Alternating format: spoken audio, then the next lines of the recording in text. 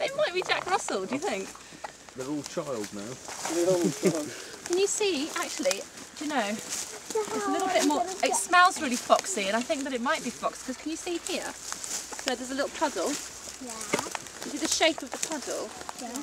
That's called a compression shape, and that means that that's the shape of the footprint of the animal that's been there. And because dogs have got similar footprints to foxes, but foxes' ones can be a little bit more pointy at the end, and that's quite pointy at the end, isn't it? So this must be foxes. I think it might be foxes. Can you see this one here? Yeah. That must be dogs. That's fox as well. Can you see the toes? 1, 2, 3, 4 toes. And that's the back of his foot. Well, might look like your So food. fox must be trailing. And there's another one there. Can you see? Hey, that got stuck then. Ah, maybe it must be going up there. So I think that Mr. Fox has come down here for a drink. It's in the fox track. Gone down You have. drinking the pond. Right. Deer tracks that you can see where some deer have been. Sophie, can you point to them? Point to them. Oh, don't dent it. Don't put your sticks in. That's it, well done. So we know already that there's roe deer in the woods here. It's quite a good idea, because what do you call a deer with No eyes. no eyes? What do you call a deer with no eyes? Yeah. Let you know then. What do you call a dinosaur with one eye? Do you think he saw us? What do you call a deer with no eyes and no legs? Oh, I know. Go on. I know. Go on then. Still, I think. There's another one, but I have to wait till the kids are gone. Oh, right. Still no eyes. One of those. No All right, legs. it's quite nice Still no idea. to measure, Still, 'cause maybe on your little finger, the size when you see a track and you know that it's a roe deer track or you know that it's a red deer track. It's quite nice to measure the size of it. So if you sort of measure how long it goes along each knuckle on your finger, then you can, next time you come across a track, and next time it might be a red deer track which is bigger, and then I know now that a roe deer track is just about that big on my little finger. So if I then come across a red deer track and measure it, I'll know that that's a much bigger one, so it's more likely to be a red deer than a roe deer. If I'm confused and I'm not sure which deer are in the woods. Yeah, your little finger's a bit small for that idea, isn't it? But you could measure it on a stick and see how big it is. So these are just quite nice little tracks coming through, but also crossing over the other way, and they're a little bit harder to see, but there's still some fox tracks here. Yeah, do you see here? Oh yeah. So there's the toes. You can even see little claws in there, and there's another one going back the other way. So he obviously uses his path.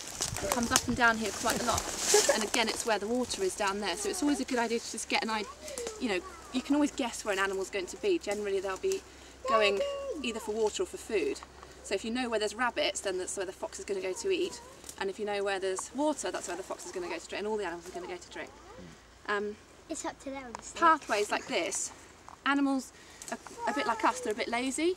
So if there's all brambles around, they're not going to go and cut their way through the brambles. They're going to use the main paths the same as we do because it's just much easier. So you generally get species-specific little pathways that will run. So you'll get like a rabbit run and a fox run and a deer run, but they'll all congregate together onto a much bigger one, which is like an animal motorway.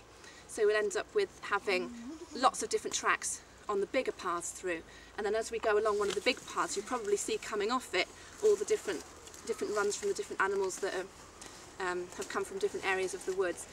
You can generally tell what sort of animal it is that's come through because you can see the height of the vegetation that's curled across it. So if there's a little run coming through and the vegetation's only that high, then you know that it's likely to be a rabbit or something of that size. If it's a bit bigger, then it might be a badger, or a fox. And if it's bigger still, then it might be a deer. Badgers tend to squash everything, completely everything, because they've got really big bellies that hang down. So they sort of drag their tummies along the floor. Oh, the femur. Or maybe here they And did squash it. everything. Maybe here Right. they did it. Well, I think, which way did we go now? Did we go to this one? We didn't go to the pond. We can go to the pond now. The pond is so otherwise we're going back Anything along to the interesting gate. by the pond? No, it's only frogs if you can see You them. can see frogs, but that's it. Frog print. Yeah. Don't stand too far forward because there's a few. Some lovely fox tracks coming through here. Can you see them? Going both ways, so the foxes come backwards and forwards along this path. And then here, can you see this one? Which has got little narrow fingers. Yeah. that'll be something, it's a rodent-shaped track, so it's got kind of long back to it, and then the fingers are sort of spread out, and that will mean that it's something like a rat or a hedgehog or a squirrel, something of that sort of size. I think it's probably a rat coming along here. So we've got a horse, yep, a horse, well done.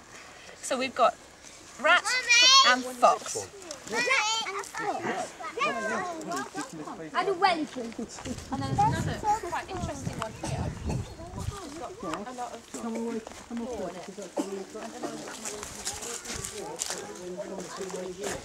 There's quite an interesting way to tell a fox track apart from a dog track. It doesn't work every time. It's not kind of foolproof. But if I can just find 2 bits of stick that are fairly straight and thin. Use this grass. A fox track will be more symmetrical than a dog track, so that means that it's got the same size more than the dog. Yeah, so what you do is you can get 2 sticks and find out if you've got a really good fox track, and which one's the best one? This one? Yeah, you put 2 sticks so that you've got it going across the back pad. Yeah, so the stick, that's kind of the back pad bit there, do you see?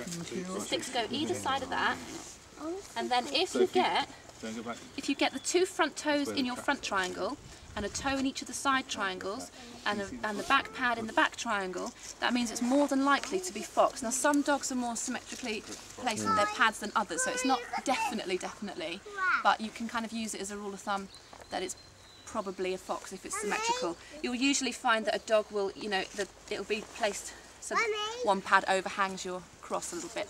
Lovely, lovely tracks. It's really rare to see such perfect badger tracks. Must be time for a photo.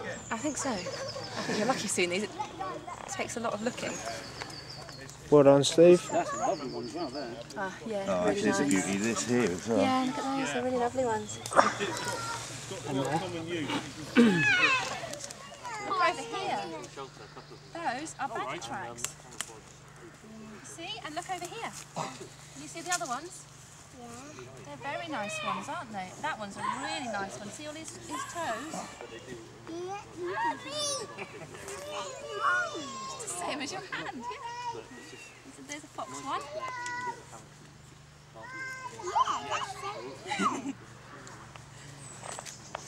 Perfect. Oh, what have you got? No, it's a client. And then absolutely solid. I got one of those. Probably put some charcoal off in around it, like. Yeah, you can put it in on the right side and perhaps just tap the coal over behind it. It's just going in the wind, isn't it? Yeah, well, Such is the passage of time, too fast to fall. Suddenly swallowed by signs, lo and behold, gonna rise up, find my direction magnetically. Gonna rise up, throw down my ace in the hole. well, actually, there's none. We've all got reasonable skills to carry it. So none of us have actually got million. It's not as if anyone was carrying one in their pocket and just done Charcoal it. over now. What, allegedly? No, I wasn't carrying one up the garden. You see, you can tap it. Yeah. See in the Guardian, 15 not too tight. That's it, yeah.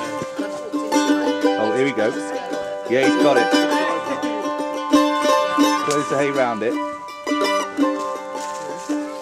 Watch out, Zach. So turn it. That's it. Hey, hey, hey. I done that.